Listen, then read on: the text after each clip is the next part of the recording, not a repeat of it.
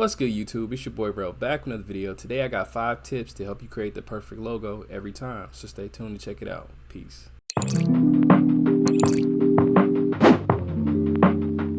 In case you missed it, I designed the perfect logo for Victor Wembanyama last video. Check it out here. Don't forget to like, comment, subscribe. I'm giving away free merch at 500 subs, so don't forget to turn on your notifications so you know when I drop it and when I make the announcement. All right?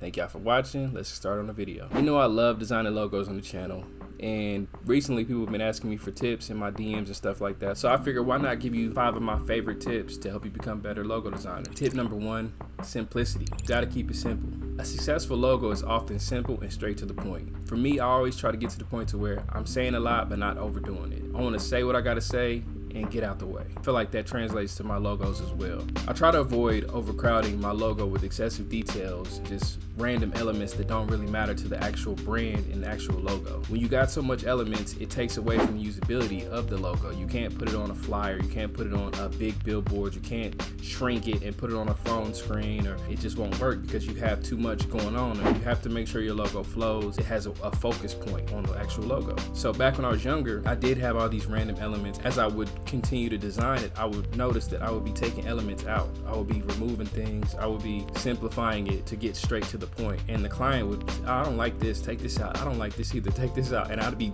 like, damn, dog, I worked all these hours on it and I added all this stuff. And I had to learn, bro, they don't need all that. They just need a focal point on the logo, get to the point, move around. Logos that come to mind when I think about being simple and just straight to the point: Nike and Beats by Dre. Now, Nike is a swoosh. Every now and again they'll have like the word Nike above the swoosh, but for the most part it's just a swoosh and it goes from left to right. However, they don't have player dunking in the logo. They don't got a shoe in the logo. Like, it's just a basic, simple swoosh. Now, every now and again on a t-shirt design or something like that, you will get these brand elements, but for the overall logo, they don't do that. And it's a reason why, because they're more focused on brand recognition and not overcrowding their logo with BS elements. Beats by Dre, you got a circle and a B in it. Now, it's subliminal because the circle reminds you of the Beats by Dre Pros, the big ones that I had. Those motherfuckers was crazy. First of all, I love those headphones. They kind of represent that because they have the big B with the circle in it, but it's not overdone. It's straight to the point. It's subliminal, and it attacks you when you see their products and you're like, oh, that reminds me of the logo, or oh, damn, it's red. I probably need to cop these. I might need these for the gym. I might need this for something else. They're more focused on simplifying it and creating emotions behind it. And the logo has a huge responsibility in the price, the storytelling, and just overall value of the brand. So think about that when you're creating these logos. Think about how you can get to the point and keep it simple. Tip number 2, stop using clip art on your logos and be original. I try to avoid using generic fonts, generic symbols, and generic clip art. I don't use no clip art in my logos anymore, but when I first started in 2013, I used clip art in my logos. Back then, I didn't have the confidence that I have now as a designer, so I would use these things in Photoshop and Illustrator and to illustrate what I was thinking. Even though I had the skill to draw it, I didn't trust in my skills, right? But doing that left me unfulfilled and it left me kind of frustrated. I didn't feel like my work mattered in a sense. A lot of us, when we first started using clip art, we're using other people's work, and it's just like, this ain't 100% mine. Even if it's good or bad, it's not mine. It's 80% his or 80% hers or whoever's. It's not mine. It's not my work. If you're gonna become a serious logo designer, you gotta stop using clip art. You have to. You gotta trust in your skills. You gotta work on your skills. You gotta get in the lab and just hone your craft and focus on building your own unique design style. In 2016, I made the switch. I said, I'm no longer using clip art. I'm focused purely on just building logos for myself and my skill set, and I'm gonna get better at it. That's the only way I'm gonna get better, if I work on it. And ever since then, I felt so much better about my logos, and it's helped me create more memorable logos and more meaningful and unique logos because it's coming from my brain, it's coming from my experiences and my own views and my own insight.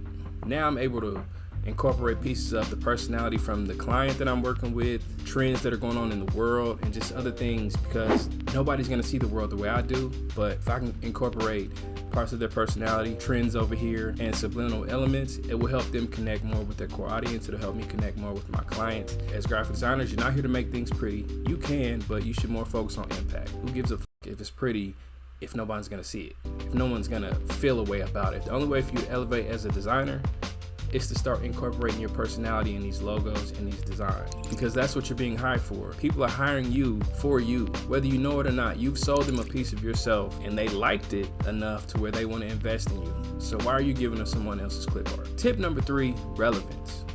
I can't tell you how many times I've seen logos that have nothing to do with nothing. Like nothing to do with anything that the brand represents, anything that they're trying to do, the story they're trying to tell, the people they're trying to connect with, none of that. They just out here floating in the middle of nowhere.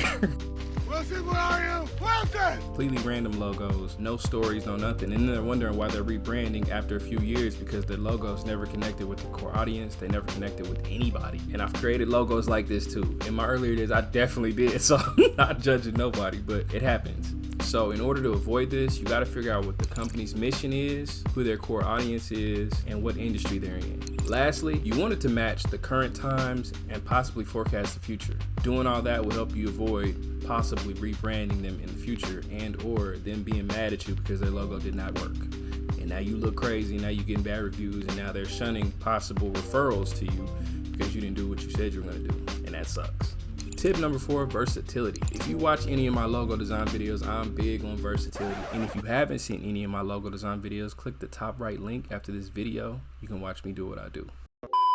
I want my logos to fit on any and everything. You feel me? Like talking about huge billboards all the way to the smallest corner of a piece of paper. I need to work on every medium possible, such as merch, websites, flyers, print materials, and or signage. In the past, I've created logos that didn't translate well and they weren't usable on different platforms. What I try to focus on now is creating visually appealing logos, not only visually, but emotionally appealing, and I want them to be recognizable. You see that logo, you know exactly who that brand represents, you know exactly what that logo is, because the bigger you make them, the bigger they make you. It's only gonna help you grow. Plus, if it looks good, they get dope merch, or your brand gets dope merch, and that's potentially another form of revenue. Again, we all like to make more money.